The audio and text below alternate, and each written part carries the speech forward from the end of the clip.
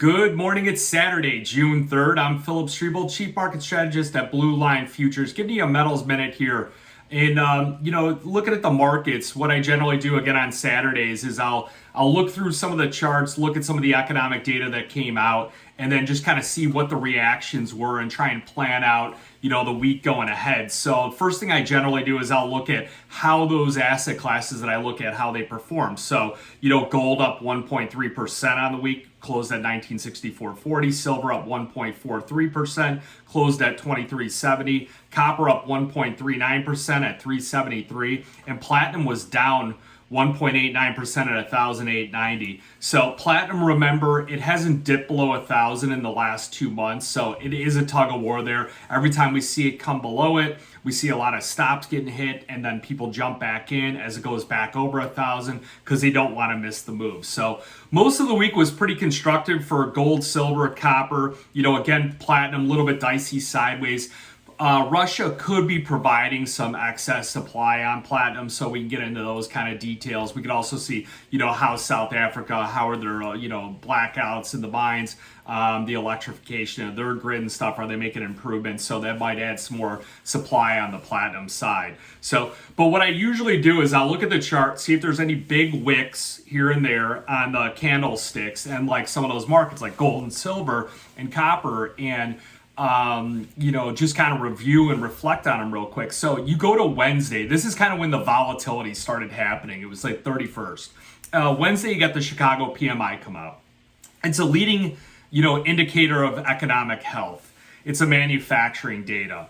Well, they were expecting 47.1, and it comes out at 40.4. Total gut blow to the Fed. So gold goes up $11 on that move. So you get a minute later, you get the JOLTS number comes out. This is actually 15 minutes later. And like I said, gold goes up $11 on that. The JOLTS number comes out. It comes out at 10.10 million. And this is job openings, and they were expecting 9.4. Gold retraces that move, goes down $11. Silver didn't care about this number at all. So it was kind of funny. Gold was just moving on its own, bounced around, a lot of volatility there. So then you go to Wednesday night, and this is the Chinese manufacturing data comes out. They're expecting 49.5, and what the number comes out at is 50.9. So the secret sauce on this number is that it's a leading economic indicator for China. But the key is that it was above 50, so that means that the industry is expanding. So what's copper do? It goes from 364 to 368, and it's up 2%, 2.5% by the morning. Well, you look at silver, it didn't go up at all. It was actually kind of bumping around, and it was doing. And I said, hey, if silver doesn't want to work off these other numbers, off the job openings and the PMI, well, this Chinese, it's got to work off of something. So Chinese manufacturing data, you get copper going straight up. So silver wants to act as this industrial metal. So silver goes up 40 cents on a day, ends up at $24. Gold goes from 1970. It don't want to be left in the dust. So, that's taking win, place, and show. Gold's taking show on the day. Goes from 1970, ends up at 2000. So we're setting up coming into this number on Friday in a perfect spot. We've got silver at 24. We got gold at 2000. And all we need to do is breach through a couple key levels. On silver, we got to get through 24.18. We break through there, we're going to go. The chasers are going to come in. Gold at 2,000, psychological number. We got to get through 2008, and we're going to go from there. Well, the jobs number comes out. They're expecting 193. Comes out at 339. Blows away the number. Gold and silver have a little bit of a knee-jerk reaction on the downside because the unemployment comes out.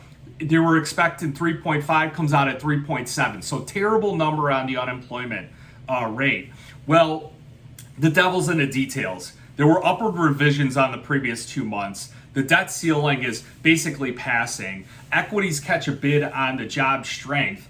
Crude oil's going straight up. Grains are going up with this dry weather and everything. Even wheat's participating in the rally. You get some kind of squeeze going on in the cattle market to the upside. So it's risk on for everything else except gold, and then silver decides that it wants to be a safe haven asset, so it's going to sell off with it. So really disappointing. The key levels you got to watch this week on gold your first, you don't want to be a hero on this thing. Wait till 1949.60 on gold. See if it can hold there. If it doesn't hold there, it's probably going to break to another level. We're going to have to get back to the charts, get out the, get out the ruler and the paper and print off some charts and start looking at levels. Silver 23.50, but silver, again, different animal. It could go back down at 23 to 22.90 levels. So, be patient on both those asset classes. So it's a little bit longer metals minute here, but, I really wanted to lay out on the details what I'm looking at, what I'm watching, the key levels that we're looking at here for next week.